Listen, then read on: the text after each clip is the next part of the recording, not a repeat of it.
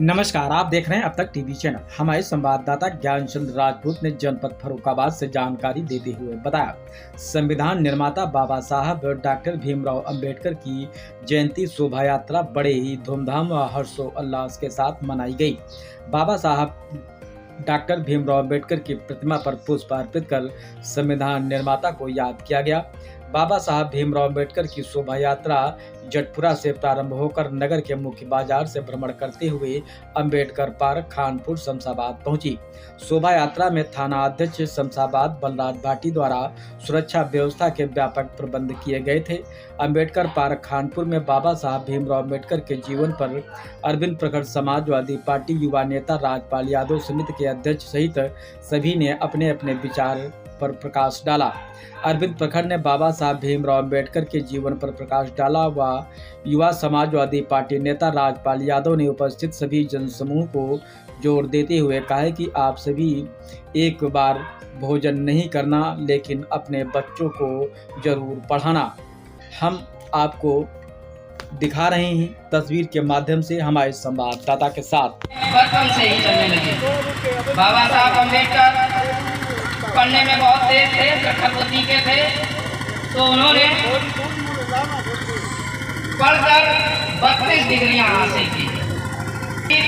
कोई ऐसा विश्व में नहीं पैदा हो पाया जो 32 डिग्रियां और 9 भाषाओं का ज्ञान हो सके। बाबा साहब ने 32 डिग्रियां हासिल की।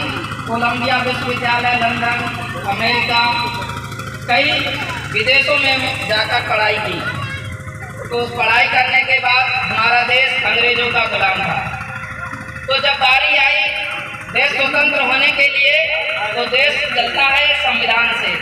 तो उन्होंने सोचा कि ये देश अब किससे चलेगा। जो मनुस्मृति थी उससे देश नहीं चल सकता था कि उसमें भेदभाव, ऊंच नीच, जात पात और महिलाओं के लिए समानता नहीं थी।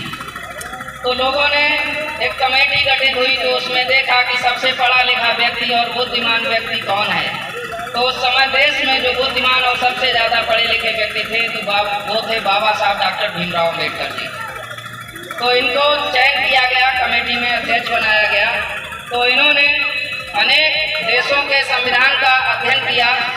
अध्ययन करने के बाद भारत देश का संविधान बनाने का मौका मिला और बाबा साहब अम्बेडकर ने एक ऐसा संविधान तैयार किया, विश्व का नंबर 1 संविधान हमारे भारत देश का है।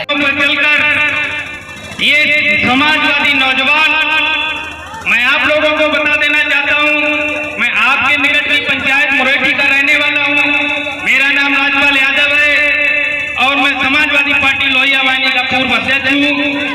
और गंगा जी के किनारे का इलाका, वहाँ पर मैं जिला पंचायत चुनाव लड़ा और उसमें हमारे दलित समाज के भी कुछ गांव आते हैं। एक हरियलपुर, निजामदीपुर, अहमदगंज और खजुरिया। अभी मेरे वहाँ 4 कार्यक्रम लगे हुए हैं। मैं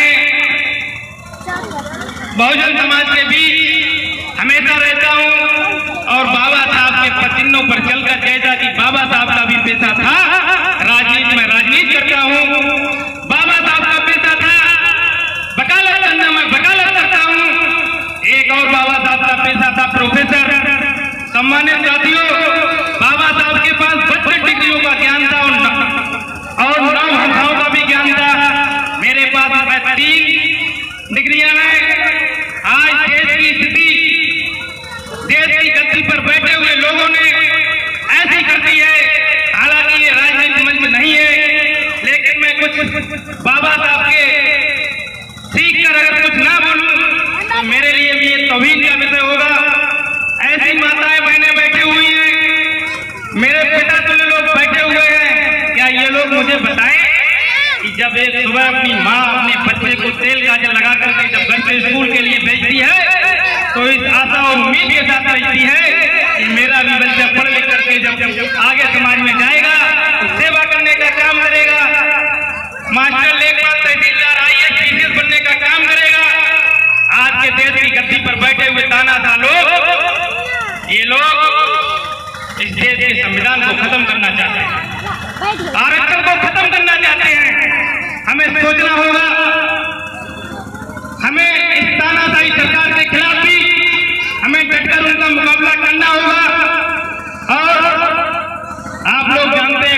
2024 का चुनाव चल रहा है। इस चुनाव में हमें इस संविधान को बचाने के लिए अपनी ताकत को दिखाना होगा। हमें अपने बच्चों के सुनहरे भविष्य के लिए आगे आना होगा। इस तानाशाही सरकार को उखाड़ के फेंकना होगा। सभी लोगों से यही गुजारिश है कि बाबा साहब के बताए हुए संविधान पे चलते रहें और उनके संविधान की रक्षा है। हमें कोई भी कुर्बानी